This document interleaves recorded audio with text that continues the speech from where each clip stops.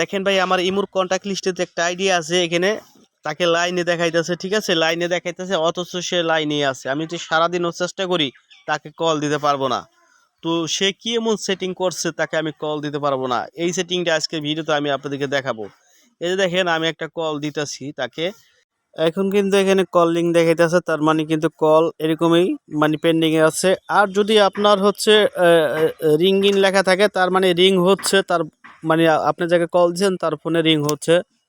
তো এরকমই কিন্তু কল লিঙ্কে থাকবে, মানে পেন্ডিং এ থাকবে, কখনো কল ঢুকবে না। অথচ ইমুতে আপনাকে ব্লকও করে নাই, ব্লকও দেখায় না, কিন্তু কল যাইতেছে না, লাইনে আছে। তো এই যে আমি যে তাকে কল দিতেছি সে কিন্তু অবশ্য বুঝতে পারবে তাকে আমি কল দিতেছি, সে একটা নোটিফিকেশন পাবে গোপন জায়গায়। তা চলুন এই বিস্তারিত এগুলা দেখাই দিই। অনেকে কিন্তু এরকম সেটিং অটোভাবে হয়ে রয়েছে, কল দেন কল কিন্তু তার ইমুতে পৌঁছায় না। এটা কিভাবে সেটিংটা করবেন সেটাই আমি আপনাদেরকে দেখাই দিতেছি। তো এই সিস্টেমটা হচ্ছে আপনি প্রথম আপনার ইমুর প্রোফাইলে ক্লিক করবেন। ইমুর প্রোফাইলে ক্লিক করা হয়ে গেলে এখানে দেখবেন সিকিউরিটি এবং প্রাইভেসি লেখা আছে, এখানে একটি টাচ করবেন। তারপর একটু উপরে যাবেন, এইখানে যদি আপনারা ফলো করেন তাহলে দেখতে পারবেন কলস নামে একটা লেখা আছে, এখানে আপনারা টাচ করবেন। এখানে একটি টাচ করার পরে এখানে আপনারা দেখতে পাবেন এই যে দেখেন নেবার হলো একটি অপশন আছে, এই যে দেখেন, এই যে দেখেন এখানে আপনারা একটি মানে টাচ করবেন। এখানে একটি টাচ করলে দেখেন নতুন আরেকটা অ্যাড করার অপশন কিন্তু এখানে চলে আসছে, এই যে দেখেন অ্যাড করার অপশন।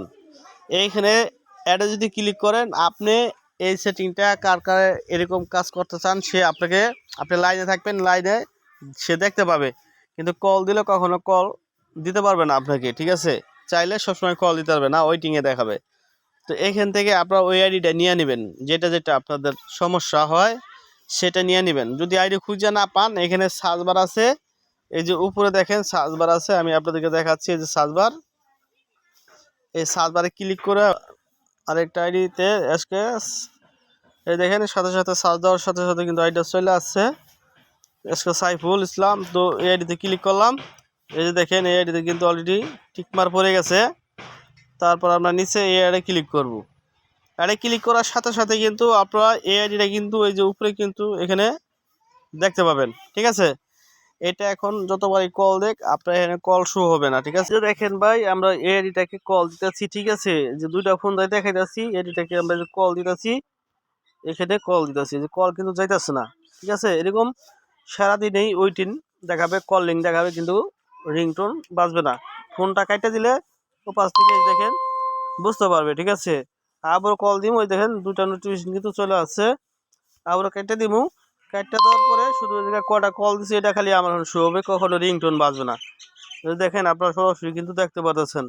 তো ভিউয়ার্স আপনাদেরকে রিকোয়েস্ট করবো এই ভিডিও ভালো লাগলে ভিডিওতে অবশ্যই লাইক করে দিবেন, যারা সাবস্ক্রাইব করেন নাই সাবস্ক্রাইব করে দেবেন।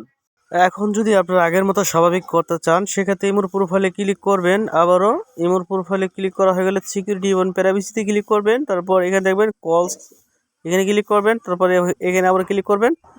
তারপর এই যে রিমুভ লেখা আছে এই রিমুভে ক্লিক করে দিবেন, এই যে দেখেন উপরে রিমুভ।